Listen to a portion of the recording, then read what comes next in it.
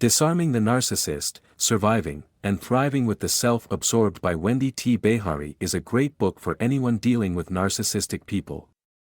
It has 9 chapters that explain narcissistic behavior and offer practical tips to handle and improve these tough relationships. Wendy, an experienced therapist, helps readers understand how narcissists think, recognize personal pitfalls, and develop good communication skills. Whether you're dealing with a narcissistic partner, family member, or coworker, this book's summary gives you the tools to protect yourself and succeed despite the challenges. The straightforward and caring approach ensures that you not only survive but also thrive in your interactions with self-centered people. This summary is a helpful guide for anyone looking to confidently and resiliently manage narcissistic relationships. Hit the like buttons and subscribe to Book Ginger to learn how to successfully interact with self-centered people. Chapter 1 of Disarming the Narcissist by Wendy Behary is titled Understanding Narcissism. This chapter explains what narcissism is. Behary says narcissism is a personality disorder where a person is very arrogant, lacks empathy, and thinks they are more important than others. Narcissists often use people and believe they are better than everyone else. This chapter helps us understand how to spot narcissistic traits like needing constant admiration, feeling entitled, and using others. Behary explains that these traits often come from childhood experiences of either too much praise or harsh criticism. Narcissists can seem very charming at first, but over time they can cause frustration and emotional pain. For example, someone might start very attentive and charismatic but later become controlling and ignore your needs. By recognizing these patterns, we can better understand and handle relationships with narcissists. What we learn from Chapter 1 is the ability to recognize narcissistic traits, understand their origins, and see their impact on relationships. This knowledge sets the foundation for dealing with narcissists effectively. Chapter 2 is titled The Anatomy of Personality, Schemas, and the Brain. This chapter explains how our personalities are shaped by schemas, which are deeply ingrained patterns of thinking and feeling. These schemas come from early life experiences and can affect our behavior and relationships. Schemas are mental blueprints that shape how we see and react to the world, forming from our interactions with caregivers and important life events. There are different types of schemas like abandonment, mistrust, and unworthiness, which can affect how we relate to others and ourselves. Narcissistic schemas focus on entitlement, superiority, and the need for admiration, helping us understand narcissistic behavior. The brain plays a key role in these schemas, with different parts influencing emotional and rational responses. Narcissists often have strong emotional reactions and difficulty with empathy because of how their brains process information. From Chapter 2, we learn about schemas and brain functions, gaining insights into narcissistic behaviors, which helps us navigate these relationships with empathy and strategy. Chapter 3 titled Identifying Personal Traps focuses on recognizing personal traps when dealing with narcissists. These traps are patterns of thinking and behavior that make us vulnerable and keep us stuck in unhealthy dynamics. We all have emotional triggers that narcissists can easily exploit, like feeling inadequate or needing approval, and recognizing these triggers is the first step to avoiding their trap. In relationships, we often play roles that enable narcissistic behavior, such as being a pleaser or fixer, and understanding your role can help change the relationship dynamic. It's crucial to set clear and firm boundaries because narcissists tend to push limits, so being consistent and assertive about what you will and won't accept is important. Reflecting on your behavior and responses can prevent falling into old patterns, and self-awareness involves understanding and meeting your needs in a healthy way. Chapter 3 helps us see and escape the traps we create for ourselves. By spotting our emotional triggers, knowing the roles we play, setting clear boundaries, and being self-aware, we can protect ourselves and improve how we deal with narcissists. Chapter 4 titled Overcoming Communication Obstacles focuses on how to deal with communication problems when talking to narcissists. Behary gives practical tips to handle difficult conversations. Wendy explains that narcissists often manipulate conversations to stay in control, so we need to recognize these tactics to avoid their traps. It's important to stay calm and confident because narcissists thrive on drama, and keeping our cool helps neutralize their provocations. Setting clear boundaries and being firm and consistent in enforcing them is crucial to not giving in to their unreasonable demands. Using empathic listening means genuinely trying to understand their perspective without agreeing, which helps reduce tension and shows we are paying attention.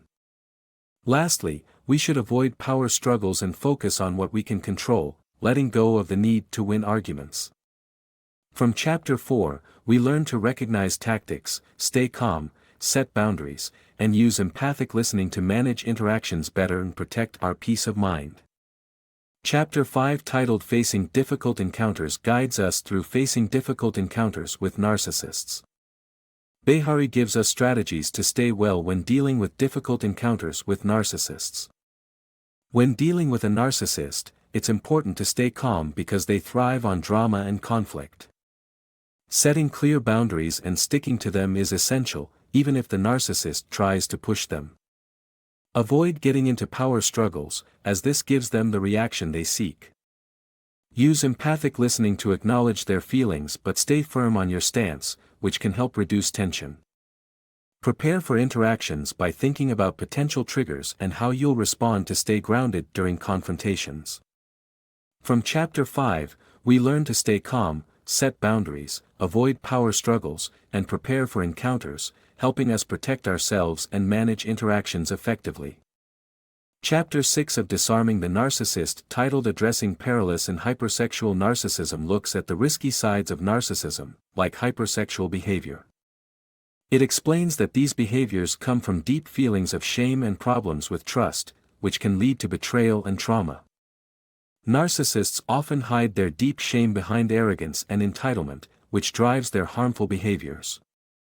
They also struggle with trust due to past betrayals or traumas, leading them to control and manipulate others to avoid getting hurt again. Some narcissists use hypersexual behavior to assert control or seek validation, causing betrayal and trauma for their partners. Behary suggests using empathic confrontation, addressing the narcissist's behavior with empathy and understanding while setting clear boundaries to improve communication. It's essential to prioritize your safety and well-being, seeking professional help or removing yourself from toxic situations when necessary. In Chapter 6, we learn about the causes of dangerous behaviors and how to handle these situations with kindness and self-care, making sure we stay safe and healthy. Chapter 7, titled Empathic Confrontation, focuses on using empathic confrontation to handle narcissists. It combines understanding and assertiveness to communicate effectively. Empathic confrontation combines empathy with assertiveness to address a narcissist's behavior in a firm but compassionate way, aiming to communicate needs and boundaries without causing defensive reactions. Empathy is key, as understanding the narcissist's feelings can make them more open to your message, though it doesn't mean accepting their behavior. Clear and direct communication is essential, focusing on specific behaviors and their effects rather than making vague accusations. Setting and maintaining boundaries is crucial, letting the narcissist know what behaviors are unacceptable and enforcing consequences consistently. Lastly, self-care is important because dealing with a narcissist can be draining, so it's vital to look after your own emotional and physical health. From Chapter 7, we learn to use empathic confrontation, combining empathy and assertiveness to manage relationships with narcissists while protecting our well-being. Chapter 8, titled Co-parenting with a Narcissist, provides ways to handle the difficulties and make sure your children are healthy and happy. First, always prioritize your children's emotional health by creating a stable and nurturing environment, even if the other parent isn't supportive. Second, set clear boundaries to protect your and your children's space from a narcissistic co-parent who might try to overstep limits. Third, communicate effectively by sticking to facts, avoiding emotional triggers, and documenting everything to keep records, especially for potential legal issues. Fourth, shield your children from conflict, ensuring they are not dragged into arguments or used as messengers. Lastly, seek support from therapy, support groups, or trusted friends to help you manage co-parenting challenges with a narcissist. We learn from Chapter 8 to focus on our children's emotional health, set clear boundaries, communicate well, protect them from conflict, and seek support to create a healthier environment. Chapter 9 of Disarming the Narcissist by Wendy T. Behary, titled 7 Gifts of Communication with a Narcissist, focuses on how to handle tough situations and reveals the 7 gifts of communicating with a narcissist.